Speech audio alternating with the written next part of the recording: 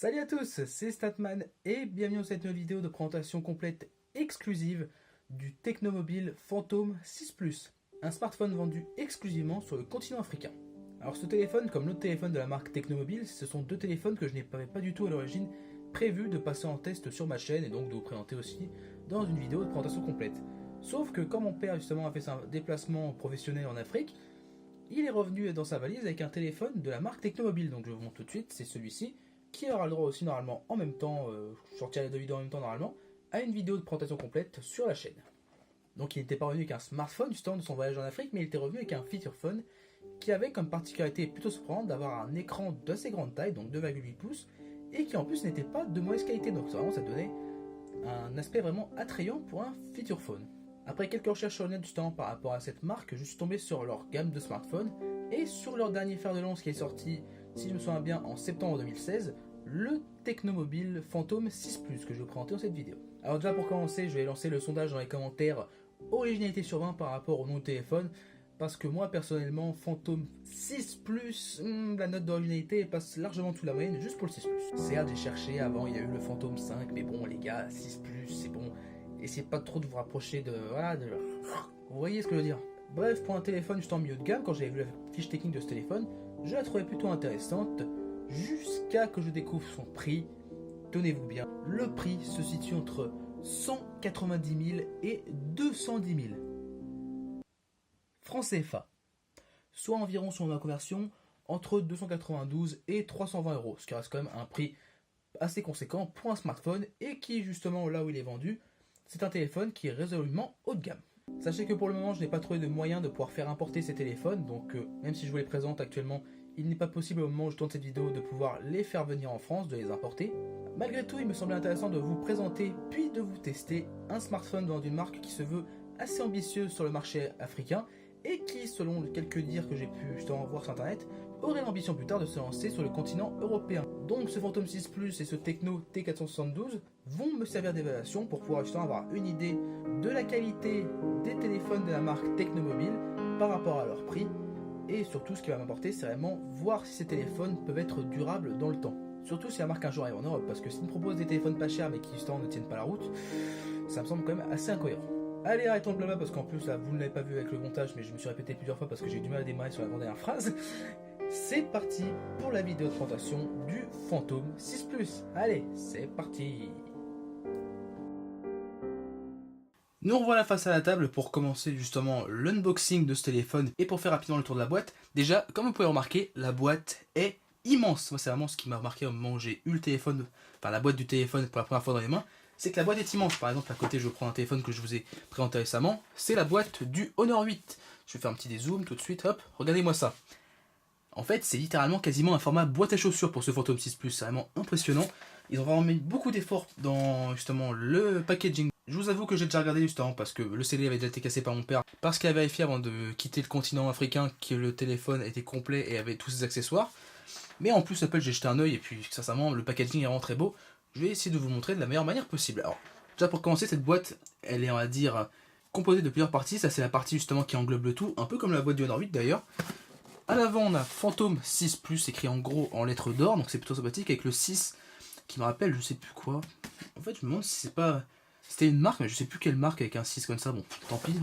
J'espère que c'est plus une marque déposée. Comme vous pouvez voir, la boîte, elle est recouverte de petits 6 comme ça tout autour, c'est vraiment sympathique. On a le droit en plus sur le côté de la boîte avec l'exposition qui est pourrie parce que je suis en ça va être dur. Hop, voilà, viens là, hop. On voit le 6 justement avec le trou au milieu pour pouvoir pousser la boîte, ce qu'on va faire juste après. À l'arrière, nous avons, on va remettre l'éclairage comme il faut si possible. On a une étiquette avec les IMEI, avec dessus marqué qu'il y a une batterie Li-ion. Il faut le recycler, il faut le recycler, Made in China, c'est logique. La petite poubelle barrée comme souvent. Ici, le scellé était justement présent au moment où mon père a acheté la boîte, mais il l'a cassé pour pouvoir vérifier que tout était présent. Encore une fois, là, c'est ça qui est intéressant, c'est qu'on voit qu'il y a deux boîtes à l'intérieur de la grande boîte. Bon, excusez-moi si la boîte ici a morflé, mais il faut se dire que ce téléphone, comme l'autre téléphone Tecnomobile, a quand même subi un voyage Air France. Et par rapport à ce que j'ai pu voir sur les valises, justement, les voyages Air France pour les valises laissent beaucoup de marques. Donc là, je suis déjà content que la boîte soit encore dans cet état-là. Qu'est-ce qui reste? Bon, autour de la boîte, il y a toujours des 6. On va la déballer tout de suite. Elle est en deux parties. Hop, voilà. Donc le fourreau de la boîte, il est comme cela, comme je vous l'ai montré. je vais me poser de côté. On va commencer par quoi? Tiens, pour une fois, on va changer. On va commencer par les accessoires parce que, comme vous allez pouvoir voir, il y a marqué dessus Gifts, donc des cadeaux. Et qu'est-ce que nous avons comme cadeau dans la boîte? On va essayer de faire un zoom dessus, mais c'est compliqué. Alors, il y a marqué Smartphone Case, donc une coque, Tempered Screen Protector, donc un protège-écran verre trempé, Earphones, donc des écouteurs, Type-C Cable, donc le câble type C, et le SIM Eject Tool, donc le petit outil, le petit outil d'éjection pour le tiroir SIM. Et ce qui est drôle, c'est que ce n'est pas tout. Ça, ce sont entre guillemets des gifts, mais dans l'autre partie de la boîte que je vais vous montrer tout de suite et qui est d'ailleurs magnifique, il y a encore d'autres choses justement qui sont données avec le téléphone. Donc, ceci n'est que la première partie, on va dire, des cadeaux faits par la marque. Et en fait, c'est peut-être ça qui fait que ce téléphone vaut plus cher que la moyenne par rapport à la configuration qu'il propose. C'est parce qu'il propose quand même pas mal de cadeaux. Donc, hop, voilà. Et puis d'ailleurs, il est marqué Type-C Cable, en fait, c'est le câble type C, je crois qu'il n'est pas dans cette partie-là, il est dans l'autre partie. Donc déjà, pour commencer, on a, hop, faut le sortir, clac, on a une coque, donc qui est plutôt sympathique. Et ça, regardez-moi ça, ça, je l'avais pas vu, je l'avais pas regardé. Donc dedans, il y a marqué Design by Oraimo, je sais pas, je vais vous montrer. Et chose que j'ai vu dedans et qui peut être super intéressante, ça peut servir, c'est ceci dans la coque. Donc déjà, il y a une petite poche pour pouvoir stocker l'outil d'éjection de carte SIM. Mais il y a aussi deux poches pour pouvoir stocker une carte mini SIM, voir si c'est une carte micro, enfin on dirait que c'est une carte mini et une carte micro SIM, voire micro nano, on verra justement au moment de voir ce téléphone pour la première fois. Il y a des poches justement, et ça peut être sympathique, par exemple si chaque fois vous avez une carte SD et une carte SIM dans le téléphone, parce que je vous le dirai tout à l'heure, mais le port SD justement qui est dans le téléphone, il prend comme souvent sur ce genre de téléphone un port de carte SIM, vous stockez votre deuxième carte SIM et quand vous en avez vraiment besoin, vous la sortez, clac, vous sortez le tiroir. C'est une bonne idée ça peut être sympathique. Bon, ça aurait été mieux d'avoir un téléphone totalement dual SIM et avec un port micro SD à part, mais je trouve l'idée intéressante, originale, j'ai jamais vu ça avant, mais ça clairement c'est une très bonne idée. Et donc en tant que telle, la coque elle est plutôt sympathique, bon elle est dans un plastique, enfin c'est pas un plastique en fait, c'est dans un tissu, oh c'est la matière que j'aime pas forcément ça. Je sais pas si vous entendez dans le micro, mais ça, je déteste cette matière-là. Donc cette coque-là, je l'utiliserai, mais voilà, je ferai gaffe à pas trop mettre mes doigts dessus en les glissant. Donc voilà, ça sort, j'imagine qu'on va pouvoir faire une sorte de truc comme ça. Non, je sais même pas. Ah, peut-être comme ça. Non, je sais pas, bon bref. En tous les cas, la coque est plutôt bien faite, avec des coutures qui sont honnêtes. Donc, je pense que c'est une coque plutôt qualitative. J'ai déjà passé beaucoup trop de temps dessus. On va avancer. Dans la coque, on a droit à un petit paquet de silica gel, youpi. Donc ça, c'est ça s'appelle le truc design. Sincèrement, même si le téléphone est plus grand, cette coque me rappelle fortement justement les smart case d'LG, notamment celle du G3, que j'ai pas loin d'ailleurs, je vais peut-être la sortir. Non, je vais pas vous la sortir, je perds encore plus de temps que j'en perds déjà. Alors là-dedans, nous avons le protège-écran en verre trempé, ouais, c'est un verre trempé, plutôt sympathique. Donc protège-écran, hop, un protège-écran qui n'est pas fourni avec ses lingettes. Donc quand vous allez appliquer le protège-écran, il faudra bien penser à nettoyer l'écran au moins avec un chiffon microfibre pour pouvoir avoir l'écran le plus propre possible et éviter qu'il y ait des... On s'appelle que le protège-écran se pose mal. Là, ce qui est super intéressant encore une fois, c'est qu'on nous offre avec ce téléphone un adaptateur USB type C, donc ça c'est la prise qui est sur le téléphone, vers micro USB, donc ça c'est sympathique parce que le micro USB c'est encore le type de connecteur qui est le plus répandu. Et ce genre d'adaptateur je le vois très peu sur les téléphones, donc je sais que sur le Galaxy S7 on nous offre un adaptateur USB type C vers USB pour pouvoir utiliser la fonction USB OTG. Donc voilà, belle petite attention à la marque Tecno Mobile. Là on a des écouteurs, voilà on peut défaire. C'est vraiment bien pensé, même la boîte est très bien pensée, c'est vraiment impressionnant de la part d'un constructeur justement qui n'est vendu qu'en Afrique. Sincèrement ils font mieux le job que les constructeurs no-name chinois, donc c'est vraiment tout à leur honneur parce que les constructeurs no-name maintenant je les évite.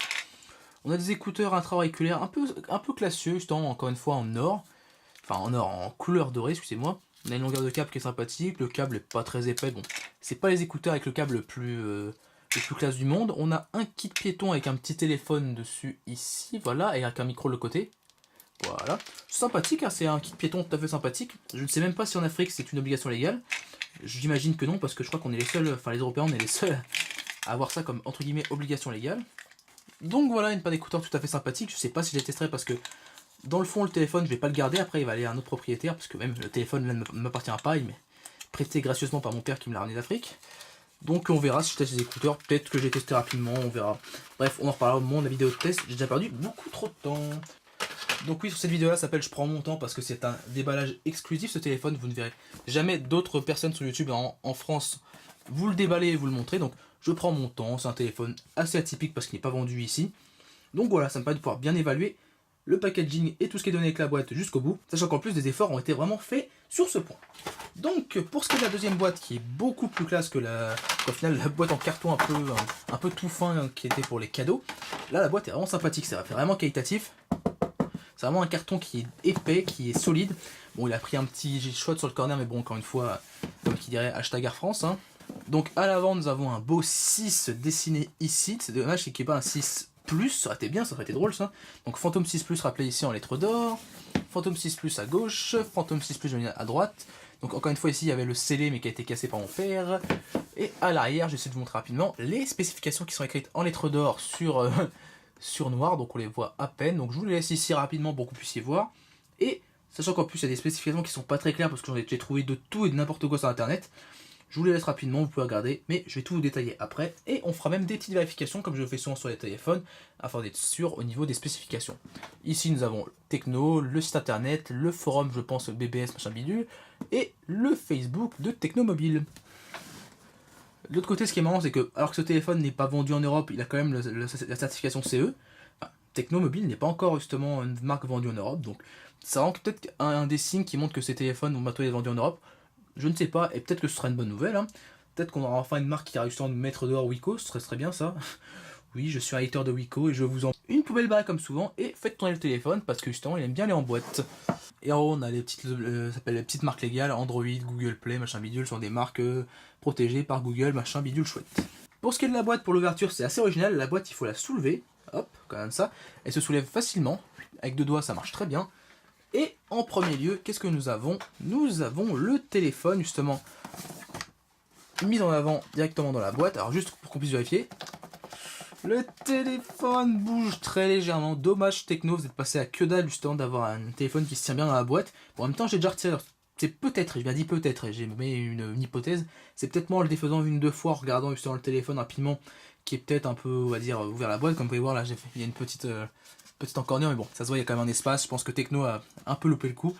Les gars, toutes les marques, pas que Technomobile, mais si vous pensiez, c'est bête, à mettre un petit tour en mousse autour de votre téléphone, ça ferait le job et vous pourriez justement avoir beaucoup moins de soucis justement au niveau des expéditions de téléphone. Et sincèrement, c'est un téléphone 6 pouces, donc déjà c'est énorme, c'est le plus grand téléphone que j'ai jamais eu. Et sincèrement, pour un téléphone qui n'est pas vendu ici, il est magnifique. Il est très beau. Donc couleur gold, comme d'habitude, c'est une couleur soft gold, donc c'est pas un or pétant comme sur par exemple le Asus Zenfone 3, j'essaie de vous le mettre en caméra. L'Asus Zenfone 3 a une couleur or qui est un peu plus pétante et qui en plus est un peu plus dégueulasse. Donc là c'est une couleur or un peu plus justement modérée. Sympathique, justement c'est pas trop voyant, ça se rapproche. En fait c'est une couleur or qui qui a un teint légèrement rose quand on le passe à la lumière, donc c'est sympathique.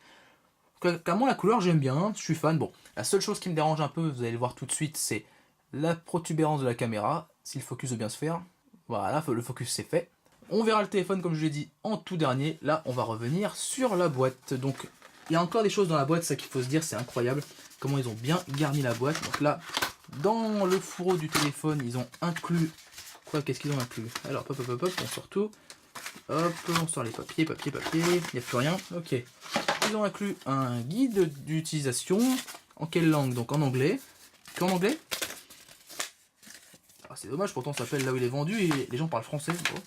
Bah, écoutez, c'est peut-être partie d'une stratégie globale, donc pourquoi pas. Hein. Personnellement, moi je préfère avoir un guide en anglais que d'avoir un guide en chinois. Donc c'est, on va dire, l'effort minimal. Et ça vous explique comment sert votre téléphone. En plus, la surcouche sur ce téléphone, à ce que j'ai pu observer un tout petit peu, ben, elle a l'air de changer pas mal Android. D'ailleurs, on va en reparler tout à l'heure. SD card, ça vous explique comment installer les cartes micro SIM, nano SIM ou micro SD. Savoir tout à quoi correspond le téléphone, voilà, blablabla. Home screen, machin bidule. Alors déjà, juste à ce que je vois, on sent qu'Android a été retravaillé dessus. Moi je ça rapidement, bon il n'y a rien de spécial dedans. On passe à autre chose. Ensuite nous avons une carte de garantie justement pour que vous puissiez obtenir une garantie sur votre téléphone. Et encore une fois, ce qui est dommage, c'est que là ils ont vendu le téléphone, on parle français, mais qu'il n'y a que l'anglais et je veux pas faire d'amalgame, je veux pas avoir de problème. J'aurais envie de dire que ça c'est de l'arabe, mais bon je n'en suis pas totalement sûr, donc on va dire que c'est une langue que je ne reconnais pas. Alors si on les écoute, justement, le SAV est justement de très bonne qualité. 3 mois d'assurance pour un écran cassé, donc ça c'est plutôt sympathique. S'il tombe justement ça s'appelle sans faire exprès. DIP, je sais pas ce que c'est DIP, donc c'est pas grave, vous pouvez vous faire changer dans les... Ah oui, vous pouvez vous faire changer dans les 15 jours justement, si vous n'êtes pas satisfait, c'est comme en France. Et justement, une réparation en 24 heures, rapide, et blabla.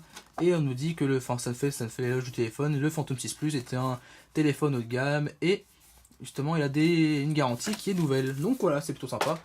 Ici, vous avez l'autocollant justement qui vous prouve justement la garantie 12 mois plus 1. Donc ça, j'ai toujours pas compris sur les deux téléphones techno pourquoi les téléphones sont garantis 13 mois. Peut-être parce que l'obligation légale là-bas c'est 12 mois et qu'ils se disent hop, 13e mois c'est cool. Ça vous explique ici en anglais justement tout ce qui n'est pas couvert par la garantie. Bref, c'est plutôt sympathique. On vous explique tout.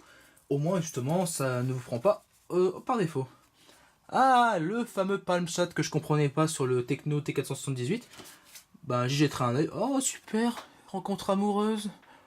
Oh, super! Je vais pouvoir enfin avoir une copine. Waouh, super! Bref, on s'en bat les couilles. Dans la boîte, qu'est-ce qu'il reste? Bon, là, ce sont les accessoires plus classiques. Vous allez voir quelque chose qui est intéressant.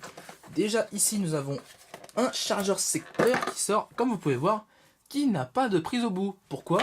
Parce que dans la boîte, on vous fournit une prise européenne. Donc, je sais pas si c'est vraiment ça va être ces prises-là qu'ils utilisent aussi en Afrique. J'imagine, je vais pas refaire, je rentre dans mon père, mais bon, je mettrai une petite annotation sur l'écran pour vous dire. Et ici, vous avez un chargeur anglais. Donc ça se met comment? Ça se met comme ça, j'imagine, je vois, hop, clac, voilà, hop. Est-ce que ça se tourne? Je pense, j'imagine que ça va se tourner. Clac, clac, en même temps, il y a du plastique partout, alors ça va pas aider. Non, ça se tourne pas? C'est bizarre ça. Ah non, ça se met dans l'autre sens, excusez-moi, j'ai pas fait attention. Ah, je vois des prises dans l'autre sens. Oh, purée. Donc je retire le plastique, désolé, hein. Alors, wind clockwise to tighten socket. Alors, socket, c'est la prise. Tighten, c'est serré. D'accord, bon, bref, je mettrai une traduction parce que là, je suis pas sur le coup, je suis pas totalement sûr de ce que je suis en train de lire. Oh, allez, viens. Ah, bon, on va t'ouvrir. Oh, putain, le scotch, ils ont utilisé. Ils ont utilisé du 3M ou quoi? On va mettre la prise française, ça pourrait toujours être mieux. Alors, comment ça se met? Clac, voilà, ça se passe comme ça. Voilà, ça se tourne comme ça. Et regardez-moi ça. Oups, excusez-moi. Regardez-moi ça, une fois que c'est tourné, que c'est rentré, on dirait que la prise ne fait qu'un. Et sur ce point-là, je suis désolé en plus avec le poids que fait le chargeur, on est au niveau d'un chargeur de chez Apple. Alors je suis désolé à la personne qui la dernière fois a dit que j'ai comparé une caméra Apple et que j'étais fou. Là je vais te dire un bon point, justement ce chargeur, il fonctionne après quand les chargeurs de chez Apple, notamment sur les MacBook. Vous pouvez changer le bout de la prise pour parler sur une prise d'une autre localité. Donc par exemple là, la prise anglaise, hop, on tourne et clac, ça rentre. Et puis ça rentre, ça ne fait qu'un. Si je tire dessus, tant je tire fort, j'arrive pas. La prise est de bonne qualité.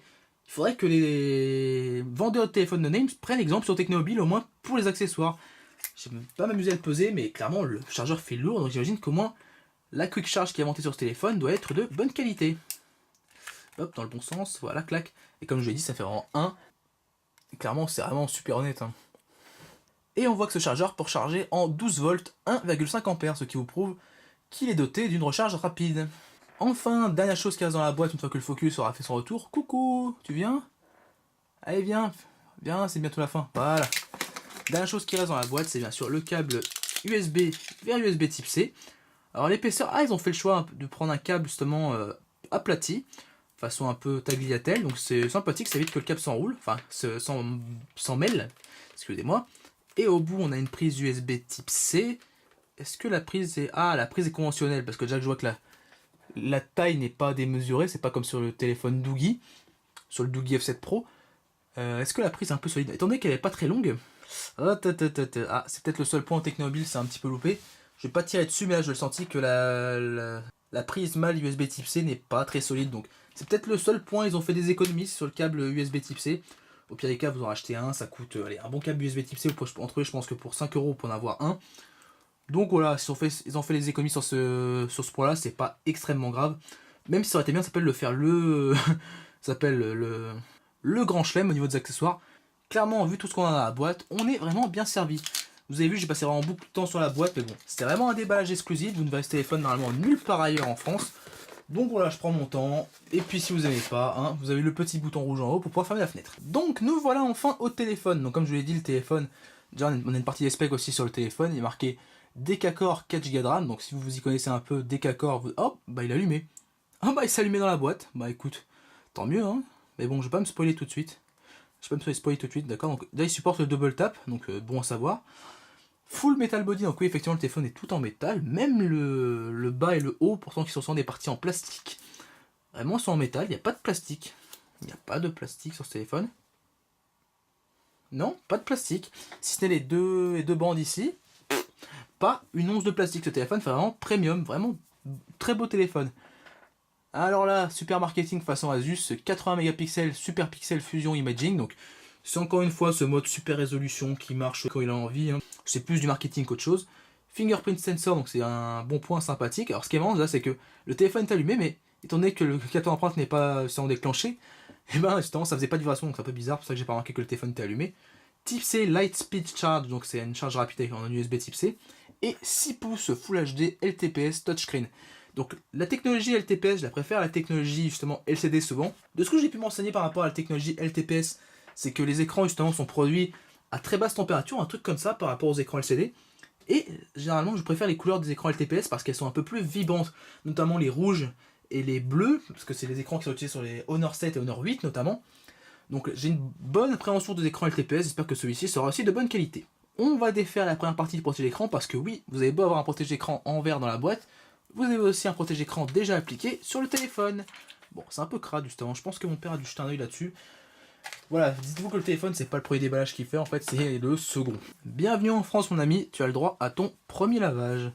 Alors, l'écran, c'est censé être du Gorilla 3, enfin, je dois reparler tout à l'heure, justement, que si c'est du Gorilla 3 ou pas. Ah, on va éteindre parce que j'ai pas envie de me spoiler. Hop, voilà, c'est bon, c'est propre. En tout cas, l'écran m'arrive sans aucune rayure, c'est vraiment très appréciable, heureusement, comme qui dirait. Alors, petit tour du propriétaire, ici, nous avons normalement un capteur de luminosité, ah non, de proximité, parce que le capteur de luminosité, justement, il n'est pas... on n'est pas sûr qu'il soit là sur le téléphone, ça je vais en parler tout à l'heure. On a l'écouteur d'appel, la caméra frontale 8 mégapixels, le flash LED avec la caméra frontale, ce qui est plutôt sympathique, l'écran de 6 pouces qui fait vraiment énorme, et ça, en fait, moi qui avais dit la dernière fois avec le Honor 8 que j'ai trouvé ma taille d'écran idéale, mais en fait, non. Écran 6 pouces, moi j'adore. En tout cas, à première vue, ça fait vraiment super au niveau de la consommation de médias, ça va être super pour les vidéos YouTube et pour les jeux, je vais m'amuser, je pense. Écran de 6 pouces, alors comme vous avez pu voir, il y a une petite bordure autour. Phantom a fait ce que j'appellerais une LTV en mettant des bordures noires exprès autour de l'écran. Ce qui peut paraître un peu dommage, mais je pense que ça peut aider justement à la résistance. Moi, c'est ce que je pense personnellement. Même si je préfère vraiment ne pas avoir de bordure comme ça et avoir un écran qui est collé au bord. Après, me connaissant, ça se trouve, ça va peut-être me sauver d'une chute. En bas, on a le marquage Phantom avec une barre justement qui n'est pas démesurée. En tout cas, elle est moins grande que sur les téléphones Honor, alors que pourtant les téléphones Honor sont plus petits.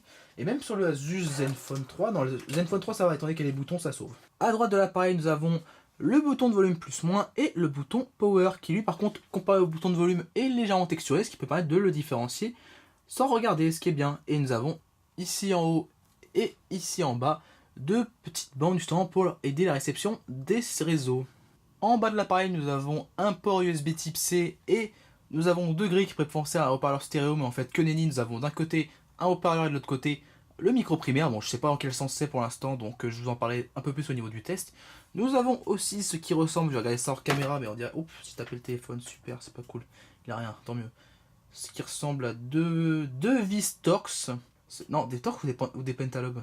C'est des vis en étoile. On me dit pas qu'ils ont utilisé les vis sans qui servent sur les iPhones. Ils ont été premium à ce point-là. Bon, moi je sais pas, c'est soit des Torx, soit des Pentalobes, donc ce ne sont pas des vis standards. Donc, si vous voulez démonter le téléphone un de ces jours, il faudra utiliser le tournevis adapté. À gauche de l'appareil, nous n'avons rien si ce n'est, encore une fois, les deux bandes pour améliorer la réception et le tiroir pour carte SIM. Donc, je vais vous montrer tout de suite à quoi il ressemble.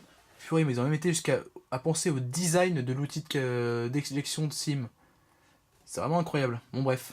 On retrouve typiquement le même tiroir de carte SIM et de carte micro SD qu'on retrouve sur le Asus Zenfone 3. Alors je sais que beaucoup de testeurs, que certains testeurs n'aiment pas le fait qu'il y ait une petite plaque métallique en dessous des ports carte SIM, ils disent même que ça fait un peu cheap. Moi je trouve justement que ça résout le problème des cartes SIM et des cartes SD qui passent à travers des tiroirs comme ceci. Donc je trouve que c'est une bonne idée. En plus là ici, il n'est pas déraisonnablement justement souple. Enfin on dirait, bon, le port est un peu fin et ne fait pas très quali, donc on faudra quand même le manipuler avec attention. Malgré tout, on a quand même le petit effort de mouvement ici pour permettre que le slot soit pas trop solide et se casse, donc c'est une bonne idée. Donc je dirais que le slot carte SIM, carte SD est plutôt sympathique. D'ailleurs, je vais mettre ma carte SIM tout de suite dedans parce que j'ai commencé à l'utiliser pendant une journée pour pouvoir faire la conclusion et je vais mettre une carte SD tout de suite. Donc voilà, j'ai mis ma carte micro SIM et une carte micro SD de 64 Go dans le tiroir pour carte SIM et carte micro SD. Donc comme vous pouvez voir tout de suite maintenant, on a un port micro SIM et un port nano SIM qui peut aussi servir justement de port micro SD. Donc il faudra bien faire attention à ce moment-là justement à bien penser que ce téléphone est soit dual SIM sans extension de mémoire, soit simple SIM avec extension pour carte micro SD. Donc hop, on rebranche tout ça, il faut mettre dans ce sens-là j'imagine. Hop, purée, ça va tomber. Bon bref, ça va être mon petit fail de la vidéo. Hop, clac.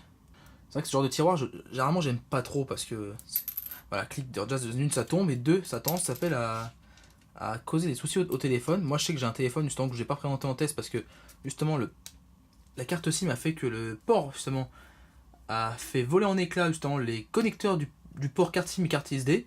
Donc ce qui fait que le téléphone est inutilisable maintenant.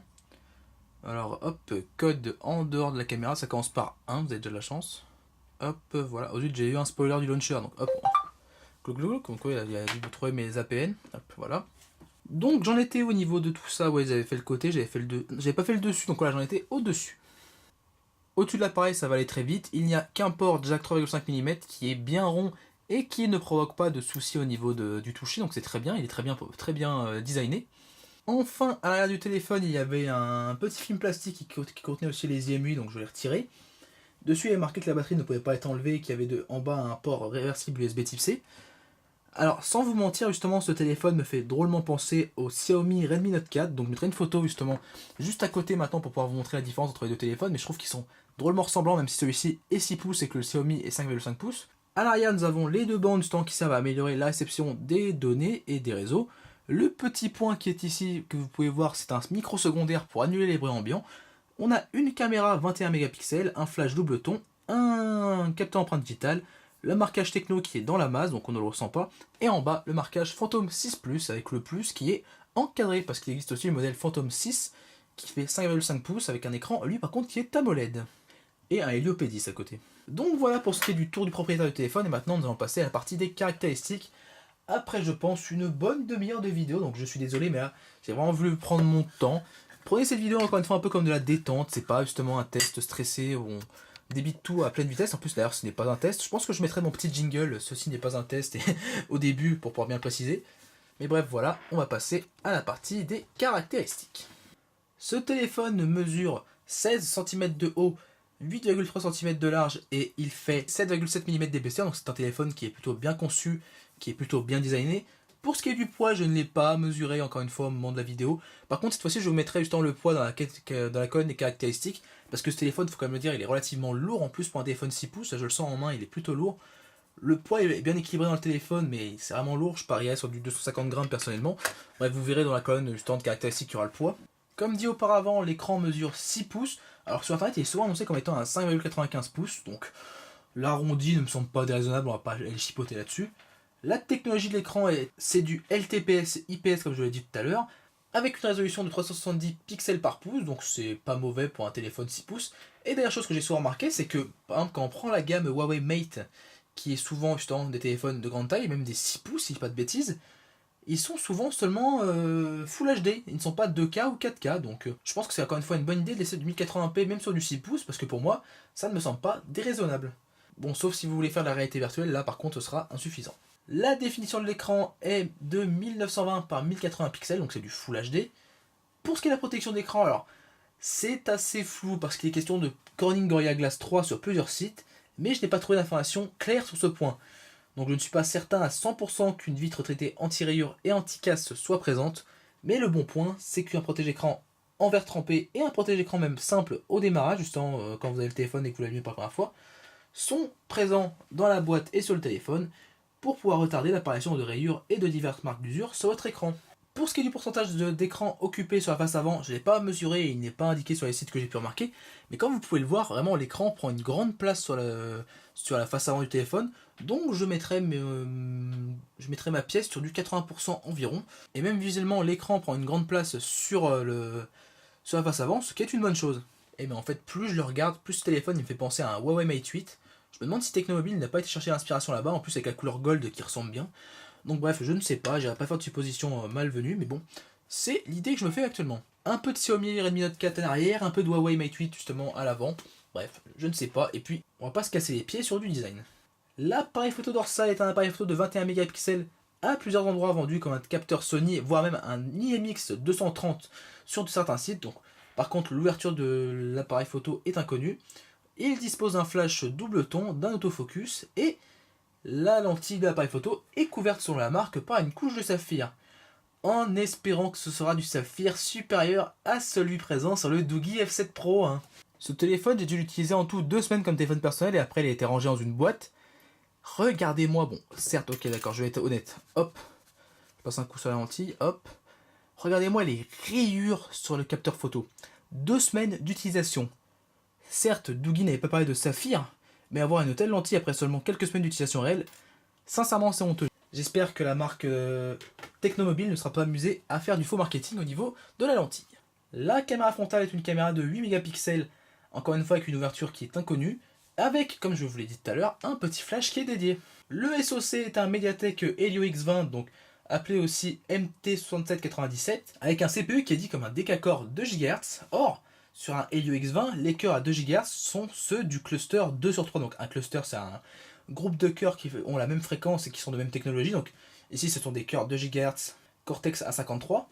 Et les plus puissants sont cadencés entre 2,3 et 2,5 GHz Cortex A72 selon les versions. Donc est-ce qu'il existerait une autre version du X20 moins puissante ou est-ce une erreur de communication? On va le vérifier par la suite, mais bon, je pense que c'est une petite erreur de communication. Et je pense que c'est lié au fait qu'ils vendent aussi le Phantom 6, qui lui par contre contient un Helio P10, qui lui est annoncé comme octa-cœur justement 2 GHz, ce qui est vrai. Le GPU est un Mali T880 MP2, donc ce sera un point qui sera important d'évaluer lors du test complet, car sur justement le Doogee F7 Pro, doté du même SoC et d'un même écran Full HD, les performances en jeu sont assez irrégulières. Ce téléphone dispose de 4 Go de RAM et de 64 Go de stockage, ce qui est vraiment très grand, même si le téléphone coûte 300 €, il faut le rappeler, donc c'est quand même une grande quantité de stockage, en espérant que la mémoire ne soit pas trop lente et ne soit pas de trop mauvaise qualité. Comme je vous l'ai montré, il est possible d'étendre la mémoire avec une carte micro SD qui prend la place du port nano SIM, et il faudra voir justement si on peut déplacer dessus les applications ou pas, voire même si Tecno a laissé la possibilité d'utiliser l'Adaptable Storage. La batterie est annoncée comme étant une 4050 mAh.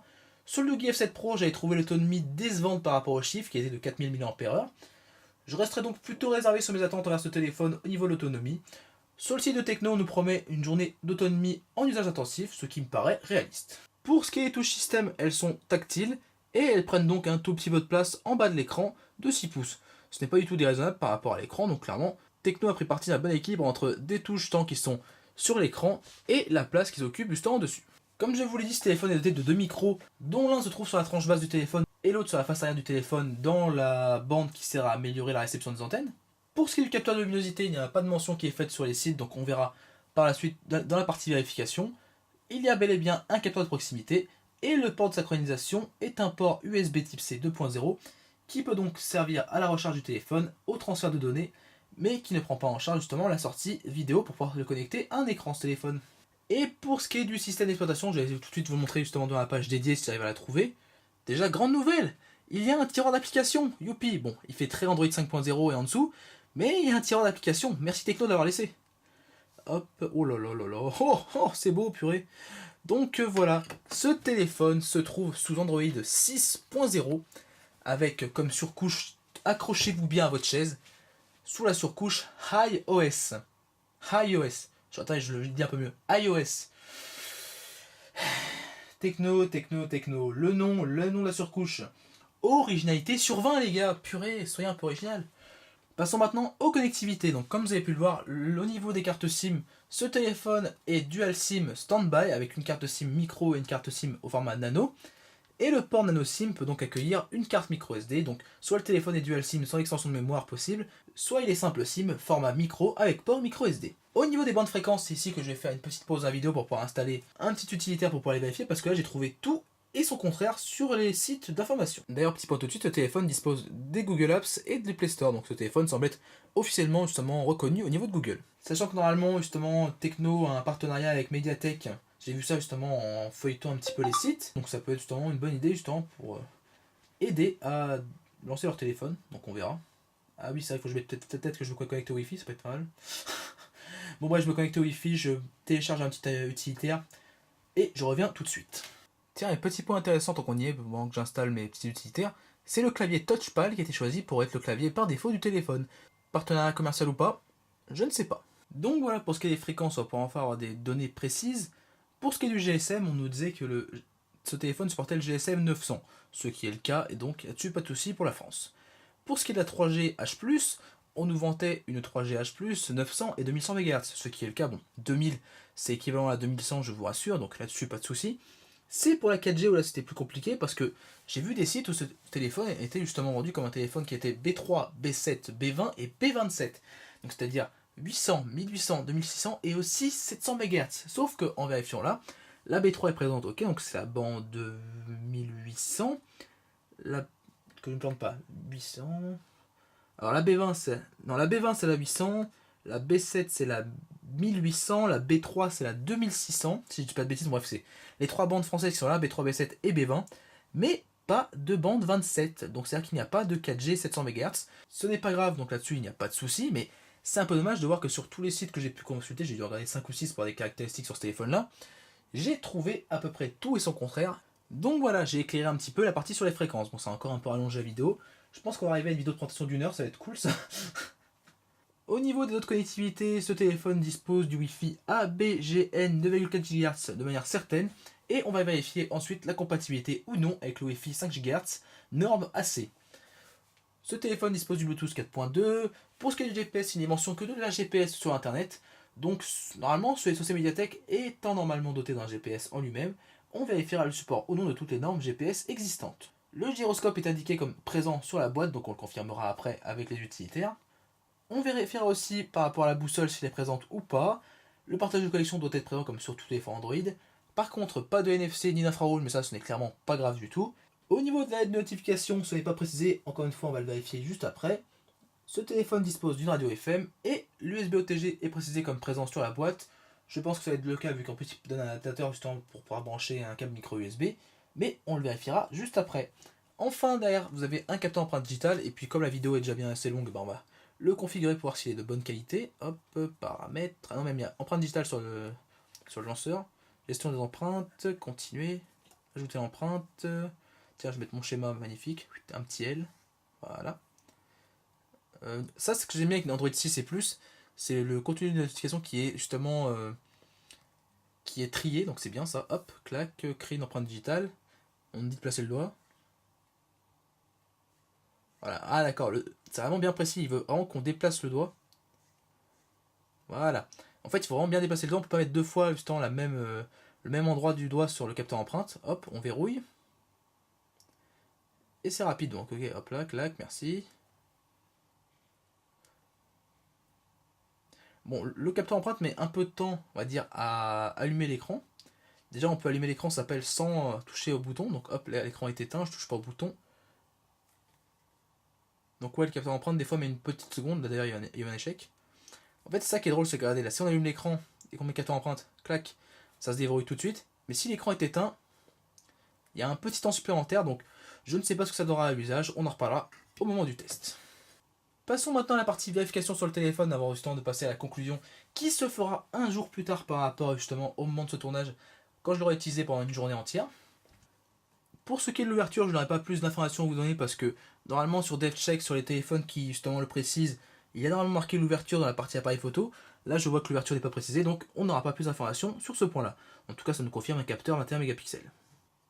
Pour ce qui est de la vitesse du CPU, eh bien, on dirait que nous sommes sur un MT6797, entre guillemets M, parce que les cœurs les plus hauts sont à 2,11 GHz, et on aurait 8 cœurs à 1,4 GHz. Et bah dis donc, c'est assez bizarre, c'est le moins puissant Helio X20 que j'ai vu de ma vie. Espérons que cette petite descente en performance ne soit pas préjudiciable au niveau justement de la fluidité et de la fluidité dans les jeux 3D par exemple. Au niveau du formatage de la carte microSD, il me semble qu'on ne puisse la formater qu'en mémoire externe, donc je pense que l'adaptable storage a été retiré de la ROM par Tecno. C'est un petit peu dommage, mais en même temps, je le tolère sur ce téléphone et sur les téléphones qui ont 64 Go de mémoire ou plus. Donc là-dessus, il n'y a pas de souci. On peut préciser justement le disque, enfin la carte SD comme disque par défaut. Je ne vais pas le faire parce que justement j'ai profité des performances maximales du téléphone avec seulement la mémoire interne qui fait quand même 64 Go. D'ailleurs, vous pouvez voir qu'il y a 52 Go environ de libre démarrage, sachant que j'ai déjà installé des applications. Donc voilà, on va prendre le parti de garder la carte micro SD comme mémoire externe. Au niveau du capteur de luminosité, il n'y a aucun paramètre qui me permet de le régler, donc je pense qu'il n'y a pas de capteur de luminosité. C'est un peu dommage, mais clairement, étant donné que maintenant je ne l'utilise plus sur les téléphones, ça ne me dérange pas moi, ça pourra peut-être vous déranger vous en tant qu'utilisateur, donc je dirais que c'est quand même un point négatif.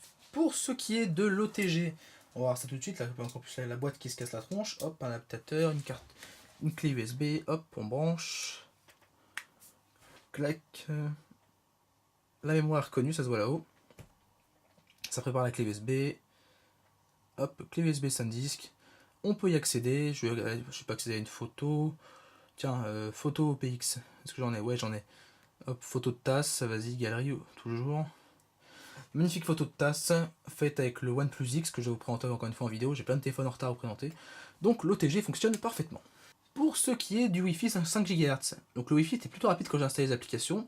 Il y a un Wi-Fi qui s'est désinstallé. Ah oui, parce que j'étais pas en Wi-Fi justement, j'étais en... j'étais en, quand ça s'appelle, en 4G, excusez-moi, je suis un peu con sur les bords. Je configure mon Wi-Fi et on vérifie si le Wi-Fi 5 GHz fonctionne. Donc, hop, le Wi-Fi se connecte. Il récupère l'adresse IP.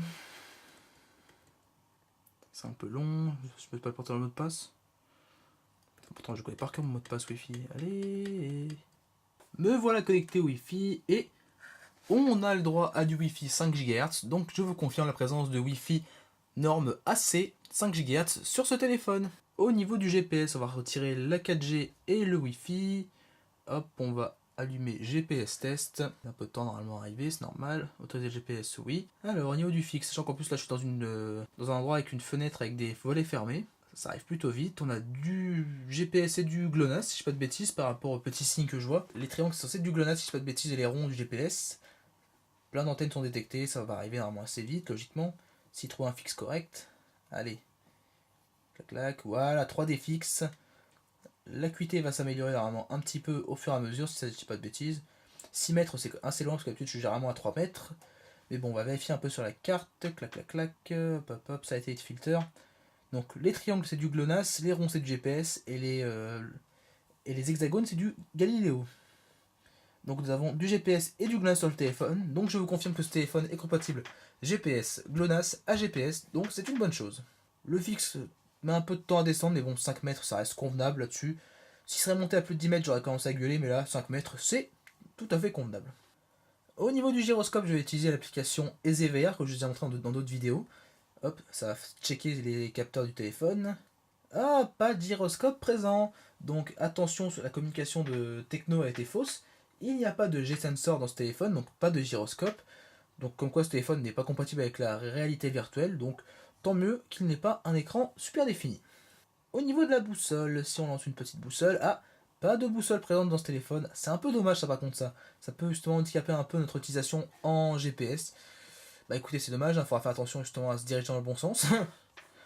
Et enfin, on va terminer par la lettre de notification avant de couper la caméra et de revenir une journée plus tard. Je vais utiliser le câble donné avec, je vais le brancher à ma lampe qui a un port USB. Clac, clac, voilà. Putain, ça y est, je ne sais plus rentrer un câble USB dans le bon sens, ok. Je branche le câble USB type C dans le téléphone. Rien ne s'allume en haut. Donc j'imagine que ce téléphone n'est pas doté de LED de notification. On va aller voir rapidement dans les paramètres. Affichage et luminosité, non. Machin bidule, non. Son notification, non, que dalle. Donc non, ce téléphone n'est pas doté de LED de notification. Donc voilà pour ce qui est de la vidéo de présentation très très complète et exclusive du Technomobile Phantom 6 Plus. Je vais l'utiliser pendant une journée complète, justement, pendant une journée auquel j'ai cours toute la journée. Je vais l'utiliser, je vais décharger la batterie en entier, la poisson je vais la recharger en entier avant d'aller me coucher. Et je reviens d'ici maintenant une petite vingtaine d'heures face à la caméra pour vous faire un résumé complet de mes premières impressions du téléphone et pour pouvoir boucler cette vidéo de présentation complète qui a battu tous les records, ça j'en ai aucun doute. Je suis déjà à 1h02 de rush audio. Vous allez me haïr, je sais. N'hésitez pas à mettre un pouce rouge, ça ne me dérangera pas, mais vous pouvez me haïr là-dessus, pas de soucis. Cette vidéo aura été longue, mais ce téléphone, vous ne le verrez nulle part ailleurs, notamment même vous ne pourrez pas normalement l'acquérir. Donc voilà, on se retrouve après une journée d'utilisation. Et me revoici 3 jours après la fin de cette première partie de vidéo pour vous donner mes premières impressions sur ce Techno Phantom 6 Plus. Alors finalement j'ai utilisé 3 jours parce que justement j'ai eu quelques soucis disons de fatigue, donc je n'ai pas pu tourner justement ma deuxième partie de vidéo l'un de ces 2 soirs précédents, donc c'est pas grave, je l'ai utilisé pendant 3 jours. Mais mon premier avis est plutôt positif. Au niveau de l'écran, comme je le pensais, alors déjà petit passage par le capteur empreinte digitale qui fonctionne pour l'instant très bien. Pour ce qui est de la partie écran, justement, je suis vraiment satisfait. Comme je le pensais, du 1080p sur un écran 6 pouces, ça suffit largement. Donc je vous redonnerai un peu plus tard, justement, lors de ma vidéo test complet et mes impressions complètes. Mais au niveau de l'écran, pour l'instant, je suis satisfait. Au niveau de l'audio, c'est plutôt sympathique aussi. Pour l'instant, je n'ai pas eu de soucis, je n'ai pas encore testé la prise jack.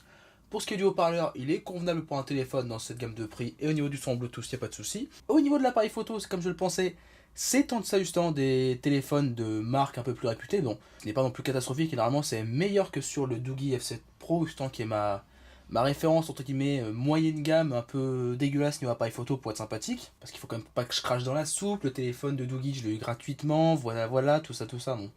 Pour ce qui est de la partie connectivité, vraiment, là en 4G, je n'ai eu aucun souci, même si je vais vous montrer quelque chose tout de suite en vidéo sans vous en dire plus.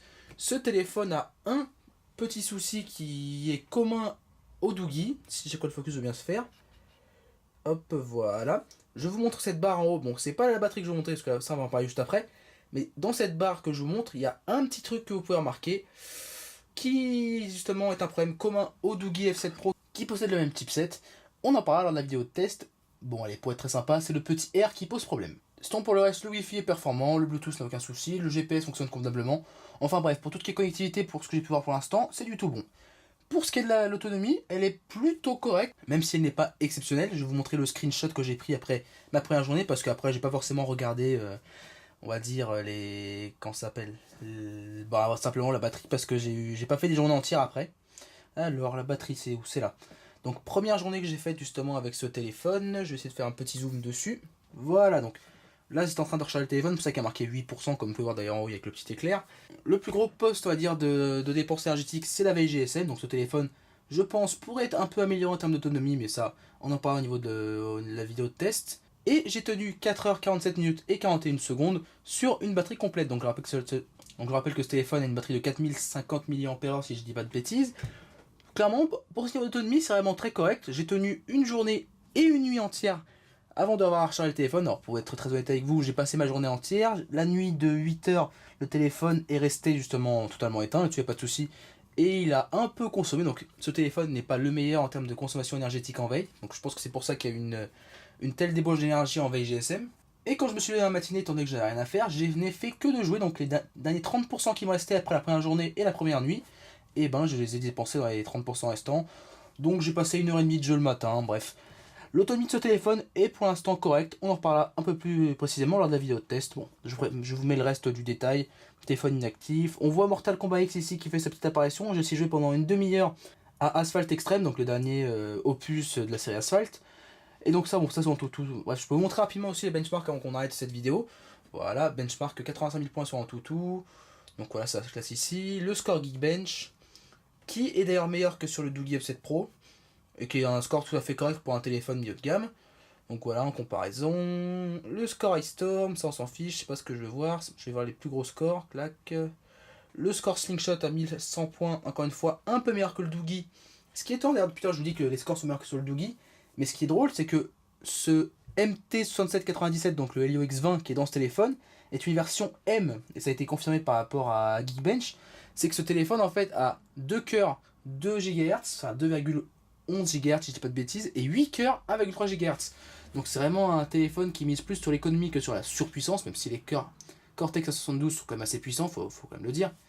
Mais donc voilà, j'obtiens quand même des meilleurs scores sur les benchmarks, et au niveau des jeux, eh ben, je n'obtiens pas des pires résultats en termes d'image par seconde et de stabilité d'image. Donc je sais pas si ce téléphone est mieux optimisé ou pas. Donc là vous avez le détail de tous les scores sur 3D Mark. Epic Citadel où j'ai fait 59 images secondes en haute performance et 56 images secondes en ultra haute qualité, donc c'est vraiment des très bons scores. Le score Basemark OS 2, le score OK, le score Basemark X en medium, le score Basemark X en high quality, donc ce sont des scores tout à fait respectables pour un téléphone de milieu de gamme. Les scores sur GFX Bench version 3.1, avec justement qui supporte l'OpenGLES 3.1. C'est vraiment des scores tout à fait respectables pour un chipset graphique, donc un Mali T880 MP2, qui est vraiment pas super puissant parce que il n'y a justement que 2 unités d'exécution, alors comparé au Mali T880 que l'on peut retrouver logiquement, je crois, dans l'Exynos 8890, Et je crois que dans ce SoC, c'est un Mali T880 MP12, donc pour vous dire la différence, est quand même assez flagrante au niveau du SoC de Samsung. Donc, au niveau des scores en OpenGLES 3.0, c'est respectable. En OpenGLES 2.0, ça devient aussi, encore une fois très convenable et ça permet de montrer que dans les jeux, ce téléphone peut se débrouiller assez convenablement. Le score PC Mark ici, hop, raté. Le score PC Mark 1. Le score PC Mark 2. Et non, ça c'est des commentaires un peu à la con. Et là, des captures d'écran. Et si vous voulez me voir, c'est assez drôle. Je suis sur un snap. Super, vous pouvez me voir. Bref, au niveau des performances en jeu, pour vous dire un peu rapidement, j'ai surtout joué, même si j'ai installé beaucoup d'applications, j'ai surtout joué à Asphalt Extreme et à Mortal Kombat X pour l'instant, parce que j'ai pas encore beaucoup joué sur ce téléphone, si ce n'est la matinée que j'ai passé un peu à jouer dessus. Et sincèrement, au niveau des jeux, pour l'instant ça fonctionne plutôt bien, les performances, même en poussant la qualité graphique à fond. Ah tiens, j'ai aussi joué à... Comment il s'appelle? Il est où Reptile GP Renegade. Il est là. Reptile GP Renegade qui est ici, qui est la dernière opus de la série Reptile GP, qui est encore une fois un très bon jeu. Payant, mais qui vaut le coup d'être payé.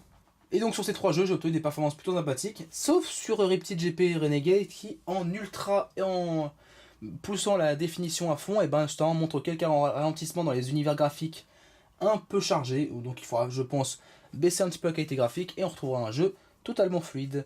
Donc voilà pour ce qui est de mes premières impressions très rapides sur ce Tecno Phantom 6 Plus. Et c'est ces paroles qui concluront cette très anormalement longue vidéo de présentation complète. J'ai pris beaucoup de temps à vous présenter ce téléphone pour la simple et bonne raison que c'est une marque que l'on verra probablement jamais sur la chaîne. Et pour voir justement dans un premier aperçu tout ce qui nous est offert au niveau première impression et au niveau du déballage et au niveau même de l'ensemble de l'expérience par la marque Tecnomobile qui est exclusivement vendue, si je ne dis pas de bêtises, sur le continent africain. Je vous avoue pour l'instant être plutôt surpris après 3 jours d'utilisation, mais pour l'instant ce téléphone va retourner provisoirement au placard parce qu'il y a toute une liste de téléphones qui doivent passer avant eux, notamment un téléphone de chez LG, un téléphone de chez Lenovo, même 2 de chez Lenovo, le Honor 8, l'Asus Zenfone 3, bref, j'ai plein de téléphones à faire passer avant celui-là, et étant donné que je n'ai pas de timing ou de délai pour le rendre, il va attendre un petit peu, parce que d'autres téléphones, je dois les rendre ou je dois les donner à certaines personnes. Bref, c'est ce qui conclut totalement cette fois-ci cette vidéo de présentation complète. J'espère malgré tout que malgré sa longueur qui risque d'attendre l'heure, je suis quasiment sûr qu'elle vous aura plu et que j'aurai réussi à vous au moins attirer votre curiosité par rapport à cette marque Tecnomobile. Si vous avez aimé cette vidéo malgré tout, qui reste avant tout exceptionnelle et que je ne pense pas refaire aussi longue d'ici peu, parce que c'est des vidéos quand même qui sont très longues, je le conçois moi-même. Si vous l'avez quand même aimé, n'hésitez pas à lâcher un petit like. Et sur ce, je vous dis à très bientôt pour une future vidéo. Allez, salut!